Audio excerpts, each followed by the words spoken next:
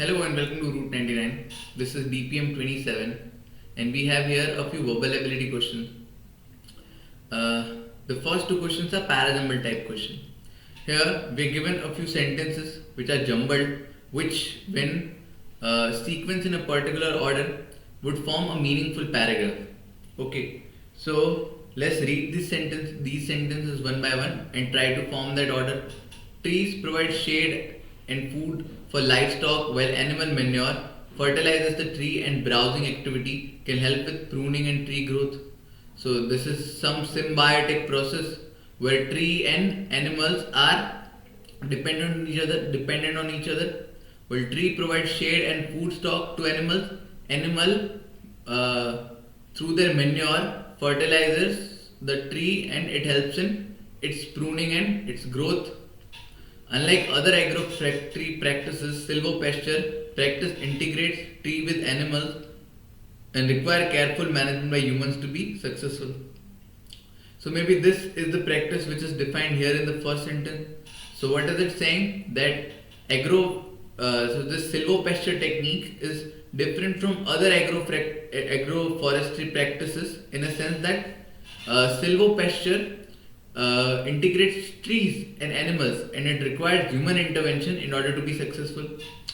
Silvopasture is an agriculture practice that involves raising animals, trees, and pasture on the same land which is common in forested region. Okay, so this seems to be like the introductory statement which introduces the practice silvopasture. It defines it. The practice is beneficial because it combines the input and output of plant and animal system, resulting in greater overall benefit. Okay, the practice is beneficial. Correct. So 3 is clearly my introduction. Now I have choice between 4, 2 and 1. So calling the practice beneficial would make these two sentences redundant, which are explaining the process. So we cannot just go straight on explaining how this process is beneficial. In a sentence, in a paragraph, how do you write something? You introduce something first, then you explain the pros and cons of something, then you give your opinion, then you conclude it, right? So this cannot follow 3. So this is not my follow-up sentence. Now I have the choice between 2 and 1. So how do you write this paragraph? You write something unspecific, then something more specific which explains it, then more specific. So the order is this: unspecific, specific, more specific. Right. So this, if you here see, is a very specific statement. This explain how how this silvopasture technique works. Right. So this cannot be placed directly after 3 my introductory statement. Right. I have to go with some unspecific detail, which is this, which explain how agro-factory practice is different, but it does not explain how agroforestry practice silvopasture works. Right, how silvopasture is different from other agroforestry practice. So this has to follow my 3. Then so between this and this, I told you already that this is a very later part में आने वाली चीज. This is an advantage, right? So this also cannot be my follow-up sentence. This has to go at last, and hence my order comes out to be 3, 2, 1, 4. Okay. I have another parajumble question. The Yalta Conference in 1945 saw the United States and Britain agree to the Soviet Union's demand to control Eastern Europe, consigning the nations in the region to years of communist rule. Okay, there was some agreement in 1945 which was termed as the Yalta Conference, where US and Britain agreed to Soviet Union's demand to control Eastern Europe, which led to some nations being ruled under communist regime for years. Okay, it remains to be seen whether the US will stand up for democracy and help countries like Ukraine and Taiwan defend their freedom in the face of Russia and China's active effort to destroy them. So there are a few countries like Russia and China which are a little anti-democratic, and they are seeking to take control over Ukraine and Taiwan. So respectively, not both these countries are fighting against these two countries collectively, but like Russia is fighting for Ukraine's control, China is fighting for Taiwan's control, and it remains to be seen whether US will take a stand for them. Vladimir Putin has referred to the conference and his principle of peaceful development, leading some to fear he wishes to achieve another Yalta. Okay, so you see there's a direct connection between 1 and 3. The Yalta conference is referenced here, so maybe it starts with 1 in this order only. This, I'm not saying that this is my introductory statement as of now, but let's just keep it. The passage starts with this, the Yalta conference, and Vladimir Putin has given reference to this Yalta conference. So 3 follows 1. Ukraine's self-determining democracy don't want to see history repeat itself. Which history? Okay, so maybe this history of handing over Eastern Europe to Russia by United States and Britain. Okay, makes sense. But the pressure is mounting for them to negotiate an end to the ongoing war in the country. So now I have choice between 2 and 4 to be placed here. Okay, so if you see here, the second sentence starts the discussion about Ukraine and Russia's effort to take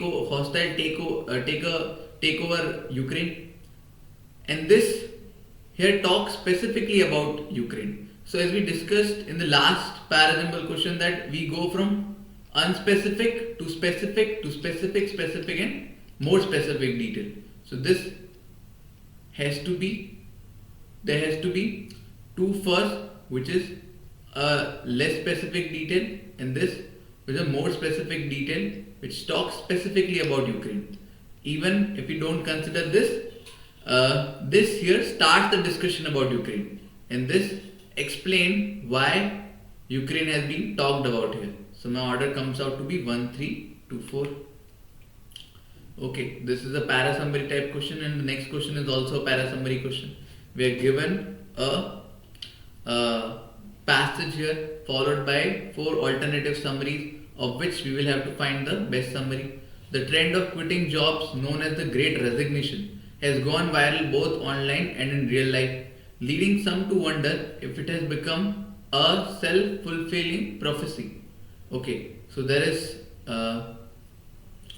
this trend called the Great Resignation, and it has gone viral both on internet and in real life, and some believe that it is just a self-fulfilling prophecy. It is just to give you some satisfaction. It has no other merits.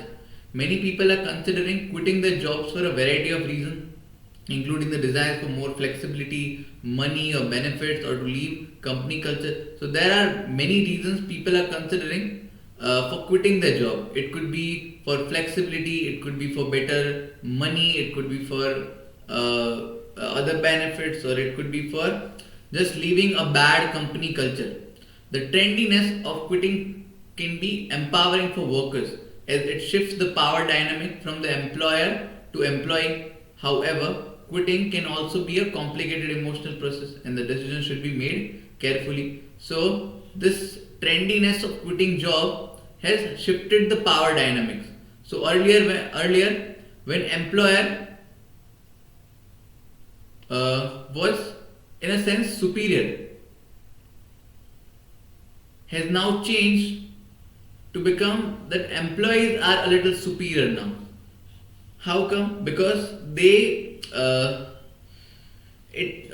dynamics has changed, that employee have many options and they could leave anytime, putting employer in a weak position. However, quitting is complicated and it is an emotional process, and this decision should be made carefully rather than hastily, just because it has become a trend. The newfound glamour of quitting can be alluring to the wrong people, and quitting too soon can stunt career growth, particularly for already marginalized groups. Okay, so maybe this idea of quitting might look glamorous at first because it's trendy, but it should be taken into consideration, and it could be alluring, it could be tempting, it could be attractive to wrong people, and quitting their jobs too soon uh, can stagnate their career growth. It could also be harmful for already marginalized group. It could be women's, or it could be people from some stratas of society which find it difficult to find a job. Experts urge workers to resist quitting just because it's the cool thing to do, and to view a job transition as a major life change.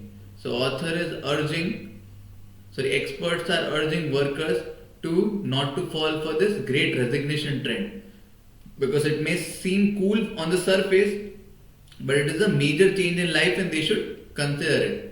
While the great resignation trend can be empowering for workers by shifting the power dynamic from employer to employee, it is important to approach the decision to quit the job with caution to potential avoid potential negative consequences. Okay, this pretty much sums up everything. It talks about the trend great resignation, how it has shifted the power from, how it has led to this power dynamic transition, how it has shifted the power from the hands of employer to employee. This seems like a good summary. Let's just keep it. The trend of quitting jobs, known as the great resignation, has become a fulfilling prophecy. Has it become a self-fulfilling prophecy, or the author is saying that it seems like a self-fulfilling prophecy and nothing more? As the increasing number of, so maybe not completely wrong, but it is not framed the way it has been mentioned in the paragraph. As the increasing number of people who quit their jobs contribute to a culture of leaving and reinforces the idea that quitting is a valid solution to workplace issues. Okay, the workplace issues has never been stated clearly. However, we have been given this flexibility, money, or leaving bad company culture. But this great resignation trend is not because of these workplace issues. Quitting, they are doing it just because they find it cool, not because they want to solve their workplace issues. Quitting jobs has become the great resignation trend. Okay, it has not become a great resignation trend, but it has been named a great resignation trend. But it is crucial to acknowledge that the decision leave one's job can often be accompanied by a range of intense emotion. It is highly recommended that one seeks the guidance of experts. Okay, although this was not framed exactly the way it was said in the paragraph, but this idea of seeking guidance from experts is completely irrelevant to the passage. The great resignation trend has become a symbol of empowerment. Okay, has it become a symbol of empowerment? Although there has been talk about how it has led to a power dynamic shift, but has it ever been called a symbol of empowerment? The answer is no. This is wrong. Hence, my correct option is option number 1. Employment laws have played a critical role in shaping the dynamics of husband-wife relationship for over a century. Okay, so somehow employment laws has affected marital relationships. According to legal scholar Ariana Wren Barzilay, from the mid 19th century, women begin questioning the hierarchical nature of marriage and fought for control over property, divorce, and custody rights. However, their entry into the workforce, particularly into factories, led to concerns about the moral implication of women's employment and called for protective legislation that would limit their working hours and remove them from certain jobs. The 1983 Fair Labor Standard Act cemented the breadwinner model by requiring overtime pay, which encouraged the single earner dynamic. As Barrisley argues, labor legislation did more than regulate hours and wages; it regulated family. So, over the years, there has been a lot of changes in the laws regulating employment, and majorly they have been in the favor of women, providing them privileged pays, keeping them from working in certain job roles, providing them special exclusive working hours, etc., etc., right? So they have all cemented women's position in the industry, correct? And that is how it has. They have also empowered them in a family situation. Now, like the previous example, the power dynamic has shifted. Now, earlier when women used to be very dependent on the males of the family to win the bread for them, this dependence has gone down significantly. So now they have become more independent in the family, and they have started seeking property, divorce, and custody rights. And in that sense, the laws have not only regulated hours and wages, but it has also regulated families. The entry of women into the workforce resulted in protective laws that restricted their job options and work hours. Is this all? So this is just a small part of the passage. They have also discussed the implication of it. This was not the main idea of the passage. This is not what they wanted to discuss. That some special protective laws has restricted job options and work hours for women. So this is completely wrong. The role of employment laws and regulating women's work hours and job options has shaped the family dynamics. Yes, this seems like a good option. This includes everything. The role of employment laws in regulating women's work hours and job option, leading to ultimately shaping their family dynamics. This seems like a good option. Employment laws have impacted since the 19th century, particularly by, is this all? Employment laws, this is also wrong. This is partial information. Women working in factories raised moral concerns and led to call for laws limiting their work and job option. This is also wrong. Hence, this is only correct option. Okay, this is a para completion question. So what is with para completion question is that you're given a sentence like this one, which you need to fit in one of these four blanks. Someone may be open and agreeable in one instant but negative and inflexible in a short time. Psychologists rely on personality traits like extroversion, neuroticism to characterize distinct pattern of thought, emotions, and behavior that distinguish one person from another. These traits are considered to be related. So, psychologists make use of traits like extroversion, neuroticism to judge a person, his thoughts, his emotion, and his behavior, and differentiate. So they differentiate one person from another on the basis of these traits. These traits are considered to be relatively stable and difficult to change.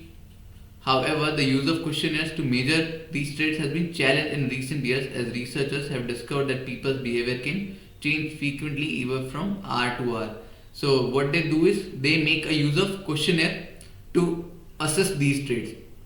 So they believe that these traits are relatively stable and they are difficult to change. So they measure these traits to judge a person's emotion, behavior, extroversion, and neuroticism, right? And what they use a questionnaire to measure these traits. But this method of judging someone has been put into questions lately. Why? Because this is an inaccurate measure of judging a person's behavior, because it can change frequently. It can change from an hour to hour. If you see this sentence, some people may be open and agreeable in one instant, but negative and inflexible in a short time. This is a perfect example of how someone's behavior changed from an hour to another hour. So this is obviously my correct option. This is invariably fitting here. I need not even to go further. So option 2 is my correct option. So that was the video, guys. I'll see you in DPM 28. Till then, stay tuned. Keep practicing well for CAT. Thank you.